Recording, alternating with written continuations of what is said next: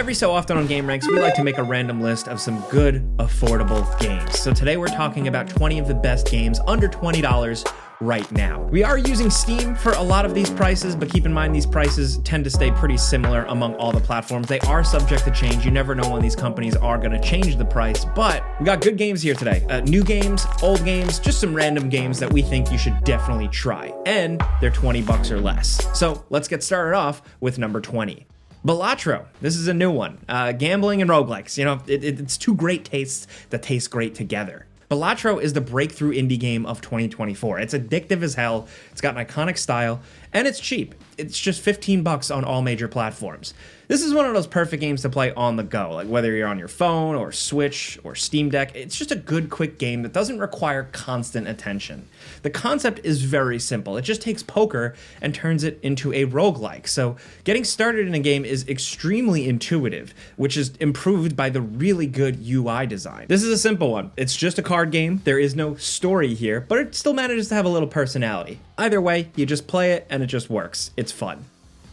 Now over at number 19, Batman Arkham Knight for 20 bucks. You can't have a list like this without a Batman game. I know Arkham Knight had a rough launch, especially on PC, and is probably the most contentious sequel in the Arkham series, but for it coming in at around just 20 bucks, it's an easy game to recommend still because it's excellently made and still beautiful for a game that's nearly 10 years old now. This is the first Before You Buy game. Yes, if you don't remember that, I started Before You Buy and I did the first one on Arkham Knight. It's not a very good video, but it was the start of all this. Anyway, the real steal is that all the Batman games are under 20 bucks individually and go on sale all the time. It's not hard to get all those games pretty cheap. They're all good. They're all worth playing. They're all my children. They run pretty good on modern PCs in our experience for the most part, and just gameplay-wise, they all really hold up. Rocksteady was firing on all cylinders with these games, and they are absolutely worth experiencing. Now, next over at number 18, we have Black Mesa. This complete remake of Half-Life doesn't replace the original. You know, the old game is just too iconic for us to fully accept replacing it entirely. But if you're not old as hell, but you still want to know why Half-Life is considered an all-time classic, play Black Mesa. For a remake primarily made by fans of the original, not professional developers, this remake is surprisingly accomplished. Yeah, it took them a very long time for this to come out, but that doesn't matter anymore. Now that we have it, and the whole product is just impressive from top to bottom. It's a good way to play Half-Life. Next over at number 17, the game that managed to bring the Yakuza series to the mainstream also happens to be one of the series' best. Yakuza Zero is absolutely worth playing. If you're interested in the series, but you don't know where to start, this is a great jumping on point. If there's one game that perfectly captures what makes all these games so interesting, it's definitely this one. It's got great combat, a crazy convoluted plot, and all kinds of ridiculous side stories. It's got all the usual staples of the series, but with the added benefit of being in an 80s bubble era Japan. The setting is a standout, but the gameplay systems, the story, the side content, they're all just made a little bit better than you normally see in some of these titles. Even after many sequels, Zero is still probably one of our favorites in the series. And at just about 20 bucks or under, it's a steal for just how much game you're getting here. Now next over at number 16, Mouthwashing. This sci-fi descent into madness isn't very big. You know, you can finish it in under 3 hours and there's hardly any actual gameplay other than a few basic puzzles, but it's still a game that we would highly recommend for anyone who likes a good psychological horror story that just makes you feel real bad after it's over. It's the feel-bad game of 2024 and the price is right at just about $13. The premise is simple. You're a member of the crew of a stranded deep space transport ship. The story is presented in a non-linear way, bouncing between before and after the accident in a way that could be confusing, but the game somehow manages to keep the two threads relatively clear. The characters are pretty memorable, the writing is sharp but not flashy, and I say that as a compliment. The visuals are appropriately trippy, especially by the end of the game where things start really going crazy. Again, it's a very simple quote-unquote game. It's more of an interactive story, but at that price, it's something that is worth experiencing. Next over at number 15, Fallout New Vegas. Yes, you're welcome. It's $10. If you've never played it, this 2010 RPG is absolutely definitive for a reason. You can also get the Ultimate Package with all the DLC for $20, so that's what we'd recommend if you want to get into everything. It's in a league of its own in terms of role-playing. Really, there are just so many ways to express yourself as a character and the world, like, and how it actually reacts to your choices and what you're doing.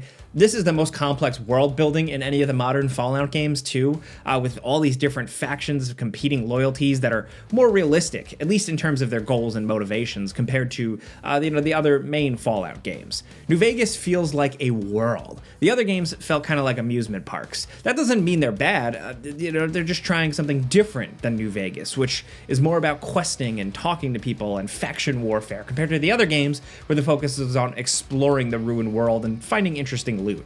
Just be ready to mod it, because even after all these years, New Vegas isn't always the most stable game. At the very least, just save often. Now, next over at number 14, Tactical Breach Wizards. Imagine Into the Breach, but with some XCOM flair, but like with a linear campaign. You're getting close to what this is. It's a strategy game in which these cool tactical operators are breaching and clearing various terrorist safe houses, evil agent compounds, and government buildings of every type. Only they're also wizards, so you get all these crazy powers to play with. You can always know what enemies are going to do, but your guys are all soft targets that go down in just like a shot or two, so careful planning is essential. Mostly though, it's just fun to push people through windows and blow stuff up. What pushes this game past just being a good tactics game is really the quality of the presentation and the writing. The Rainbow Six-like music, the serious fantasy global politics plot mixed with a whole lot of dry wit somehow all comes together to create a legitimately compelling narrative that keeps you playing just as much as the ever-evolving combat. At $19.99, this is one of the best strategy games of 2024, as well as one of the cheapest, so consider trying it. Now over at number 13, pulled from Steam years ago, but restored in 2024. This is a reminder, the Saboteur was Pandemic Studios' final game. It's pretty old. You know, the game originally came out in 2009, and it feels like that in some aspects, but it's still a lot of fun and has some innovative systems for an open world game that we still don't think any other game really pulled off in quite the same way. It's never not satisfying blowing stuff up, taking down Nazis and stuff, but what makes this game really interesting is the Hitman-style stealth system that allows you to explore enemy bases in plain sight. The Saboteur is just one of those games to include a really cool social stealth system like that. It's far from perfect, and you're just gonna have to get used to the terrible accents and cheesy stuff because they're everywhere, but for $10, this game is very much worth a revisit and a fun open world to mess around in. Next over at number 12, Minishoot Adventures. The madmen behind this quirky little Metroidvania were somehow able to combine a vertical scrolling shooter with a Legend of Zelda game and make it work. It sounds like an absurd idea. I mean, like, you play as this little ship exploring this large territory in an almost entirely wordless plot, just blasting enemies and collecting upgrades and stuff. It's Legend of Zelda, but it's a bit more non-linear and open compared to how those games usually work. It's a game that starts off easy enough, but goes full bullet hell by the final battle. Yet it never feels unfair. The art style isn't always the most appealing, it's all a little bland, but the gameplay is top-notch, dude, and the design of the world is excellent. With some indie games like this often pushing $25 or more for shorter experiences, it's nice to see a game like this sell for just $15. It's well worth the price. Just a great, well-made little game. Next over at number 11, Doom 2016. This game it came out, we weren't really sure what to expect, and it turned out to be awesome.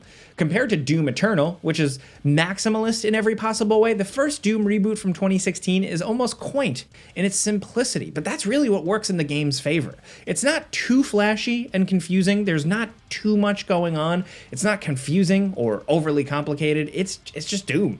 Get a big gun and run around as fast as you can and shoot demons. And for just $20, it's exactly what you want for a game like this. While we're on a Bethesda published game, there's actually a lot of stuff from them that's less than $20, and most of them are pretty great. Dishonored, The Evil Within, they're all under $20 and worth a look. As much as we rag on Bethesda as a publisher sometimes, they have put out good stuff that also, again, happen to be cheap these days.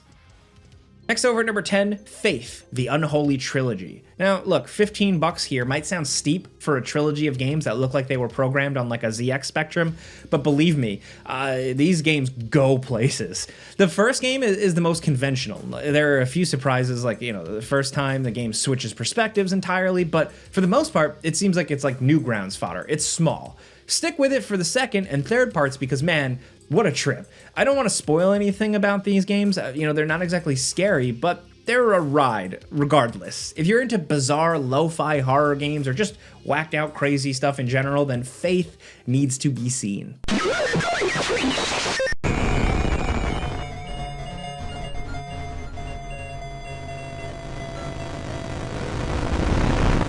Next over at number 9, The Case of the Golden Idol. This brilliant puzzle game is like if you took some of the mechanics of Obra Dinn, but expanded them into something a little different, a little more puzzly, and a little less environmental. You know, the game uses a pretty familiar keyword system where you need to fill in the blanks in order to piece together what happened for each individual case in the game, and it's all just extremely well done. Just a damn good puzzler. Yeah, the art style might take some getting used to, but for just around 17, 18 bucks, you're getting a lot of good mystery puzzle solving game here, and all of it is brilliantly, lovingly made.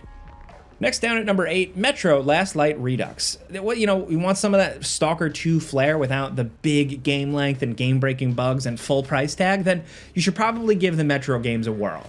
The latest game, Metro Exodus, is still selling normally for over 20 bucks, but the second game in the trilogy is only 20. And in some ways, it's still our favorite. This one is the most Call of Duty of the Metro games, and you spend a lot of time getting into gunfights with bad guys while experiencing a pretty linear story, but it's so well paced and fun. It's just a great thrill ride of a game that's a good length, and it has a lot of variety to the set pieces and tells a compelling, if bleak, story about mankind's capacity to destroy themselves, even after the world has fallen.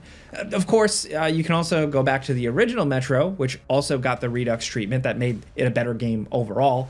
Either game we would totally recommend. The first for a slower paced, more atmospheric adventure, the second for more action, set pieces, and slicker overall presentation. Either way, for under 20 bucks, you should play some of these games. Now over at number 7, Inscryption. This indie hit is a lot more than it seems. You probably already know that, like, it's kind of what makes this game so special, but if you don't, then I'm not gonna totally ruin the surprise here. Inscryption is just one of those games that seems extremely simple at first, but just keeps expanding in surprising and unexpected ways. It's a real journey going from where you start to where you end with this one. The only warning I would give is that, you know, if you're going to enjoy this game, you need to be okay with card games. If you just hate playing card games, like, then you would not like Inscryption. The card mechanics remain essential all the way through to the end. It's hardly the only game with a meta narrative that runs through it, but it's still one of the best, with new mysteries and gameplay options opening up constantly, and it just keeps things really consistent and fresh. It's just a good playthrough at like 20 bucks.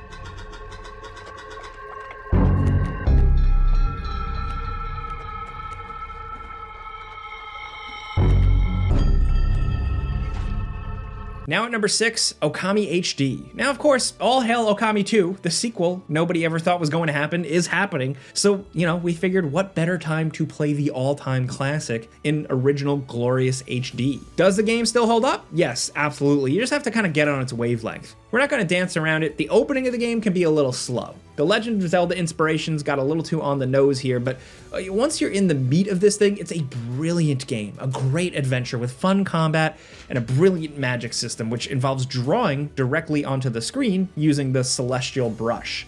Everything about Okami is a little idiosyncratic. It's a game that's sort of like a whole lot of other games, especially Zelda, but it's also its own unique, very special thing. It doesn't quite play like anything else, and some of its innovative features have yet to be, replicated or anything like that. Plus, you get to play as a dog. So for 20 bucks, this one is a classic. It's an easy recommendation.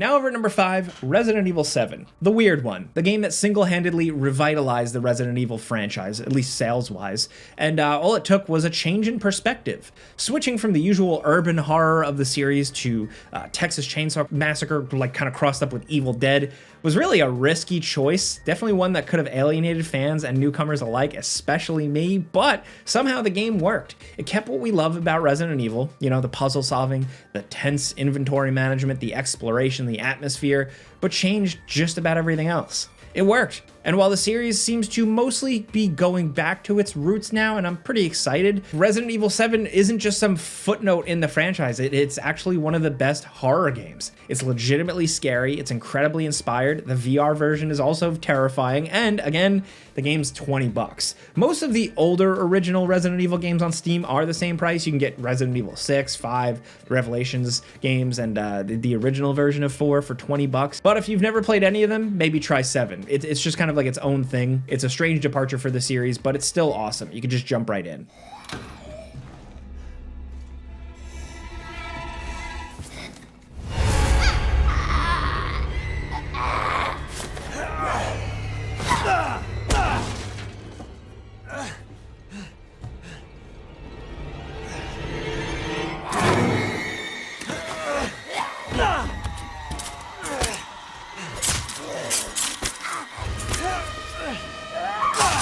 Next over at number 4, Lunacid. This is a game with modern controls that manages to capture the spirit of the original King's Field games from Software. It's not a looker by design, but the sense of exploration is here. The way the world is slowly fleshed out and the way the dungeons get crazier as you explore it, satisfying as hell. It's a classic dungeon crawler with some modern quality of life improvements. Now, we're not saying, you know, those old games suck or anything, or like even that this game is any better, just that it's a modern version of some of those classic adventures, but with some interesting twists of its own. And for just $14, this is an easy recommend. It's just totally worth it for that price if you're into a kind of retro PS1 inspired game.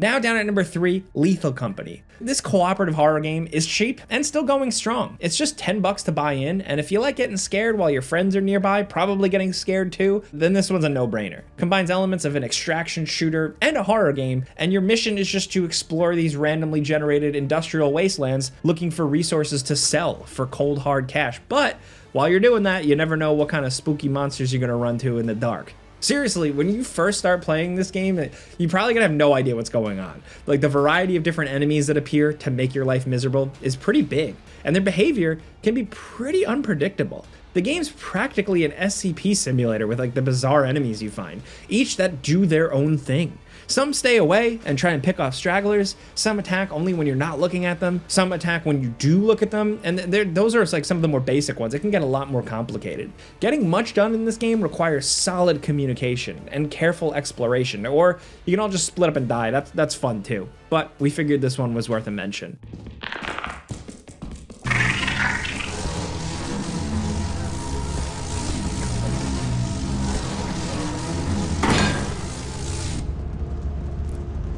Now down at number 2, Stardew Valley. We're coming up on 9 years of this game, and it's still going strong with constant updates from the developer who just could not move on from this game. And while it's still only $15 for all this, just a complete package, what is even left to say about Stardew Valley at this point? It's one of the biggest indie hits of all time. Some people I just think didn't realize how cheap they could get it, but as of December 2024, it sold over 41 million copies, which is nuts for just what is essentially a cute little farming adventure game. But there's a lot to it. It just managed to strike a good chord with people. It's Harvest Moon Story of Seasons with a lot of smart quality of life improvements and better gameplay additions, and it's just a good chill out kind of game.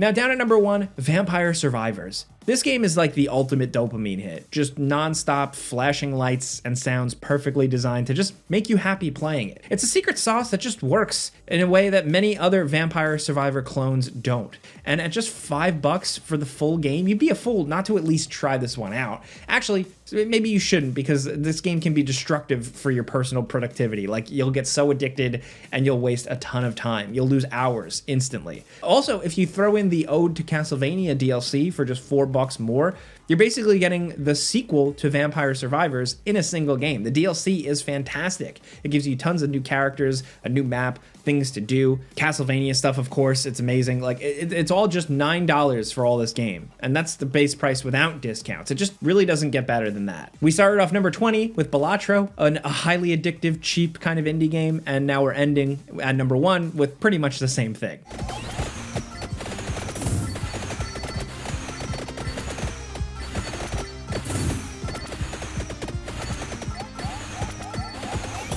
Well, those are 20 of the best games under $20 right now. Like I said, we just wanted to mention some random games today. So if you like what we were doing here, you like these recommendations, clicking the like button's all you got to do to help us out. We really appreciate it. And if you're new, consider subscribing, maybe hitting that notification bell, because we put out videos every single day. But as always, thanks for watching, and we'll see you guys next time.